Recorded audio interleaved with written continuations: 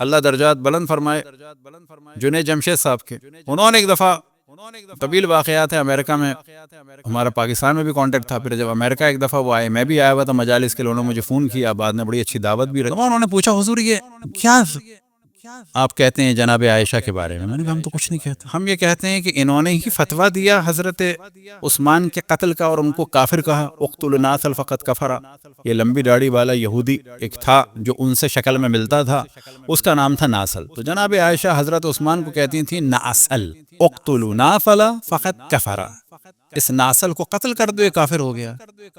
پہلے حضور کیا کہہ رہے ہیں؟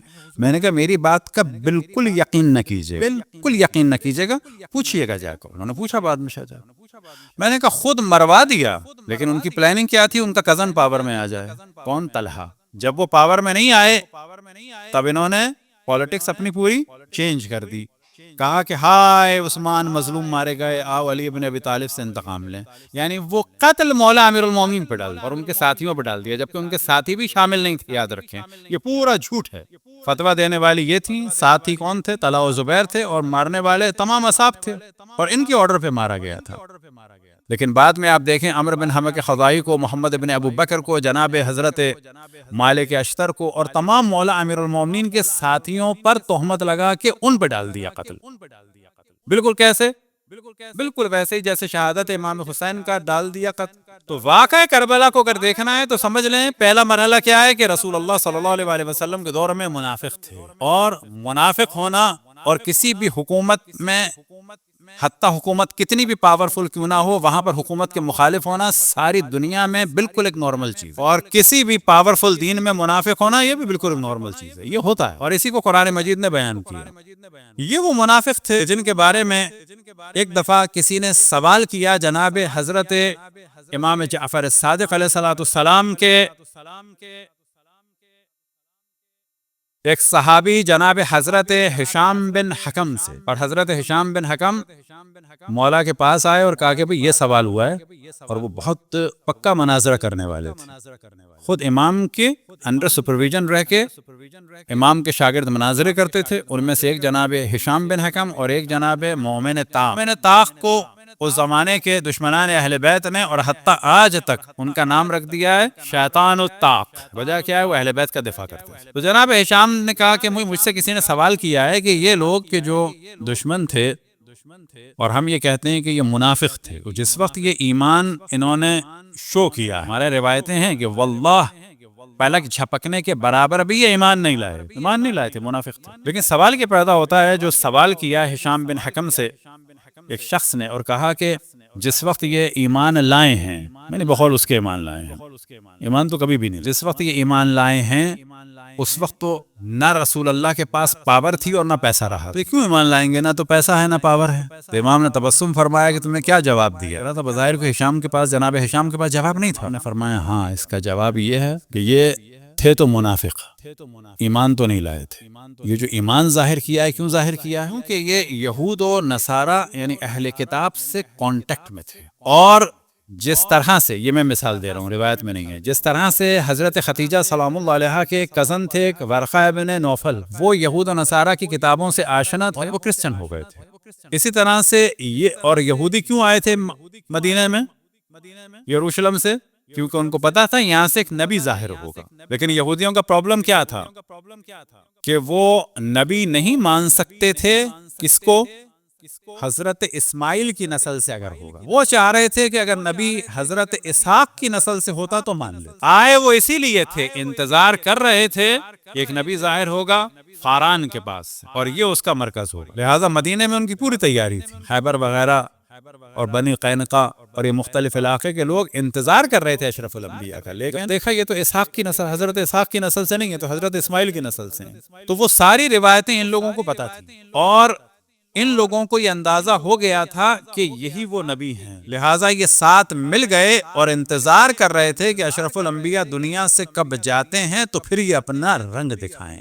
صلوات پڑھیں بر محمد و آل محمد۔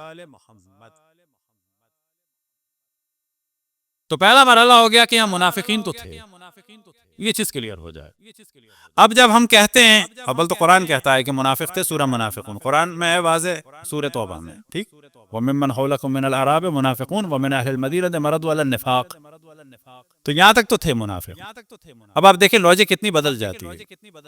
ہم جب کہتے ہیں کہ فلان فلان فلان اور درجنوں افراد منافق تھے، تو لوگ کہتے ہیں یہ آپ توہین کر رہے ہیں اشرف الانبیاء کی، کیا ان کی تعلیم کا اور ٹیچنگ کا اثر نہیں ہوا ان میں؟ لیکن کیسی بات لے کے آتے ہیں، یعنی ان کو منافق ڈکلیئر ہم کر رہے ہیں، لیکن یہ ہم پر کیا الزام لگا رہے ہیں؟ توہین رسالت کا. یعنی آپ نے اگر کہہ دیا کہ فلانا شخص منافق تھا، تو اس کے معنی یہ ہے کہ آپ نے تو رسول کی توہین سے سوال کیا جائے. جب سورہ منافقون نازل ہوئی تو رسول کی توہین ہے، یہ کون سی لاجک ہوئی؟ شیطان جو ہے ملائکہ کا اصحاب تھا، صحابی تھا.